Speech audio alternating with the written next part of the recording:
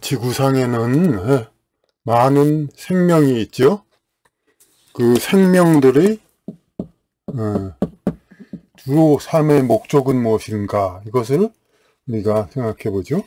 이 생명이라고 얘기한 건 당연히 인간뿐만 아니라 모든 지구상의 생명들이죠. 근데 특히 동물을 포함하면서 많은 생명들을 보면은 어떤 이제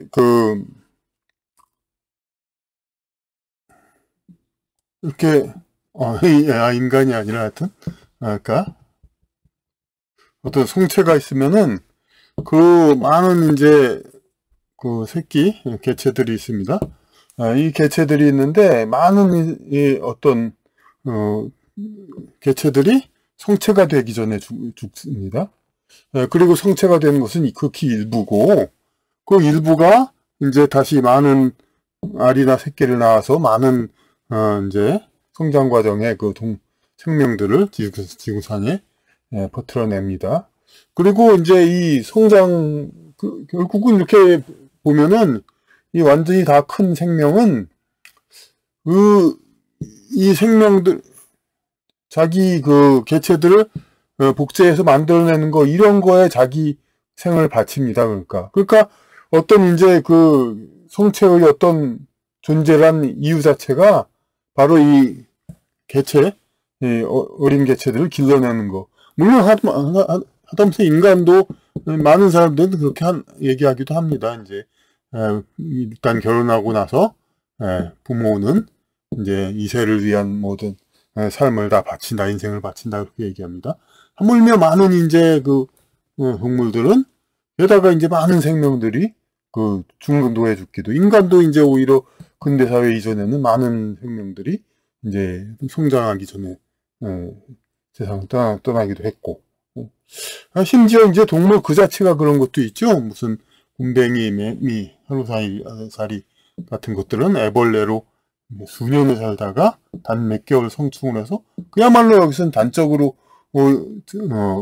보여주죠. 매미나 하루살이 같은 것들은 이제 성충은 그야말로 생명 낳기 위한 존재다, 그런 존재에 불과하다, 이렇게 볼 수가 있는 겁니다. 그러니까 그렇게 모든 생명들이 이렇게 대다수의 생명이 그렇게 사니까 오히려 이제 지상의 생명의 삶의 목적 대다수는 오히려 이 성장기 이전의 삶이 더 이제 주된 거고 목적이라는 것을 우리가 볼 수가 있습니다.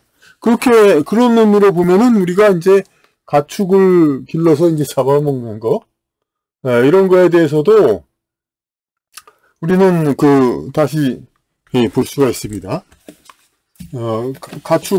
많은 가축이 이제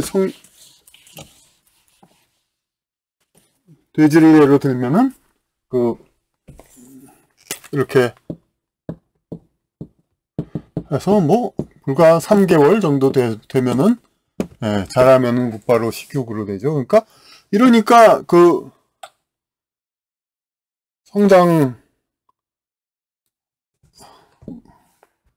왜 이제 성체로서의 삶을 못 살게 그렇게 얘기를 하지만은 또 자연계에서도 많은 개체들이 결국은 이제 성체가 되는 것은 소수이고 많은 개체들이 이렇게 이 삶을 삽니다. 그러니까 오히려 자연계의 성체대 이제 새끼들, 미성숙 개체의 비율이나 별로 다르지가 않죠. 인간도 이제 동물을 하기 위해서는 성체를 살려두기도 하니까. 그러니까 이런 것도 합리화가 되는 거죠. 가축들도 결국은 세상에 어떤 대다수의 생활이 그렇게 이제 미성숙 개체로서의 삶이 오히려 더 오래 살 대부분이니까. 그러니까 이런 건 뭐냐, 결국은 이 생명들의 목적이란 게 지상에 이렇게 적응해서 성장하는 거. 그러니까 어떤 혼적 존재의 어떤 존재성 강화가 지상의 삶의 목적이라면은, 이런 이제 이 많은 생명들의 목적은 이렇게 지상에서 어떤 물리적 성장을 거쳐가면서 자기 어떻든 간에 성장을 이뤄내는 거, 예, 그런 걸로 상징이 된다고 할 수가 있죠. 사실 동물로서는 이제 성체가 된 다음에 어떻게 특별히 더 성장한다든가 뭐 그런 거를 찾아내려지. 물론 뭐 없지는 않습니다. 뭐 이제 사냥하는 이제 사자나 뭐 동물, 토끼, 코끼리도 이제 오래되면은 더 이제 경험을 쌓고 성장을 합니다만은 어쨌든 그건 이제 동물 중에 일부 상당히 인간을 근접한 고등 동물에 해당되는 것이고, 대부분은 이제 어떤 물리적 성장을 통해서 그 성장이라는 그 명제를 이뤄냅니다. 그럼 인간은 그럼 왜, 그럼 더군다나 현대 인간은 비교적 물론 성장 기간 자체는 깁니다만은 그 삶의 대부분은 이제 성체로서 살게 되죠. 많은 개별자 개체들이. 그러니까 그것은 오히려 이제 육체적인 성장을 끝나서 영적인 성장, 그것 자체가 인간의 삶의 목적이기 때문에, 그러니까 지상에서 비물리적인 어떤 성장 팩터, 성장 요인을 우리는 찾아야 될 이유가 있기 때문에 인간은 이제 성체로서의 삶을 이렇게 많이 살게 되는 것이죠. 물론 인간도 어떻게 그 성체로서의 삶을 길지 못할 수도 있습니다. 그 특별한 경우 같은 경우, 그러니까 마치 이제 가축이가 그 인간을 위해서 이 성체가 되면 이용하듯이 신에 의해서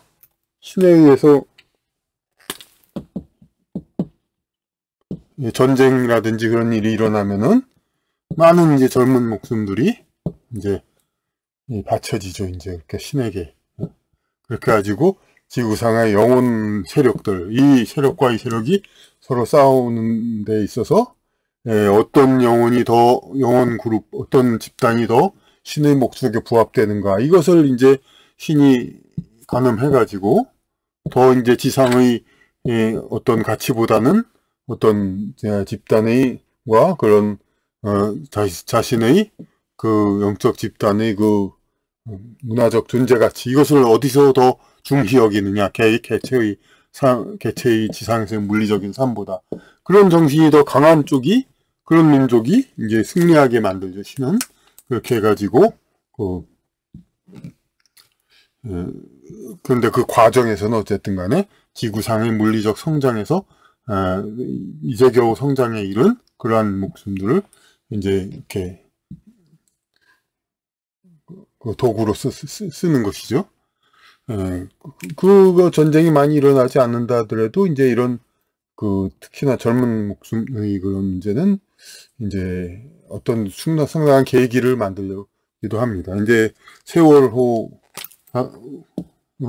사건이 아시다시피 많은 엄청나게 우리나라에 큰 이제 변화를 일으켰죠.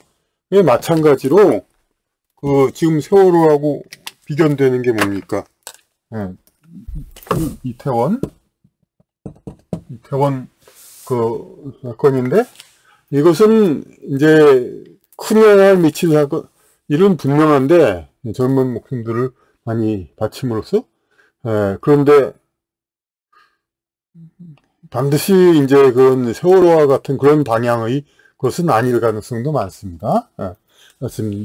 먼저도 말씀드렸겠습니다만, 이제 그런 그 젊은 그 세대에게 국어보다는 서양 귀신 노름부터 가르침으로써 이 나라가 얼마나 이 나라 정신이 병들고 이렇게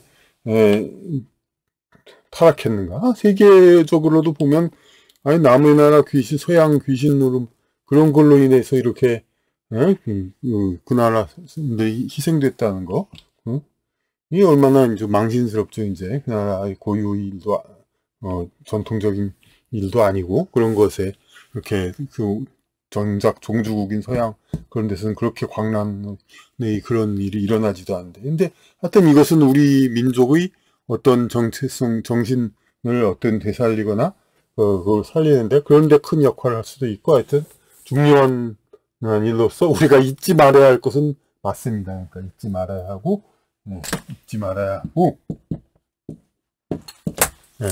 아주 중요하게 우리는 이것을 생각해야 됩니다. 그렇게 해서 결국은 여기서 이제 그 결론이 나오네. 인간은 왜 그럼 성인으로서 이 지상에서 이제 오랫동안 살게 되느냐? 그렇게 살게 된 사람은 그럼 뭐를 해야 그럼 그 사는 이유를 찾느냐? 이것은 이제 바로 이제 아이로부터 이제 이렇게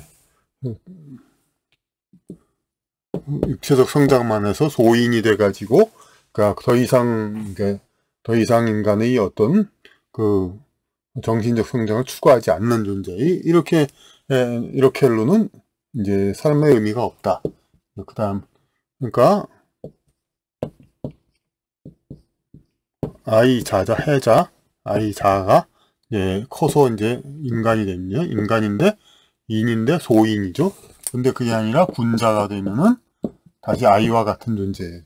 성장을 위해서 이제 성인을 향하여 가는 거죠. 그러니까 군자와 같이 이제 자신을 성장하기 위해서, 영적인 성장하기 위해서 전념하는 것. 이것이 인간의 이제 계속해서 성년이 후에도 살 수 있는 운명을 받았다면은 해야 할 일이 되는 것이 되겠습니다.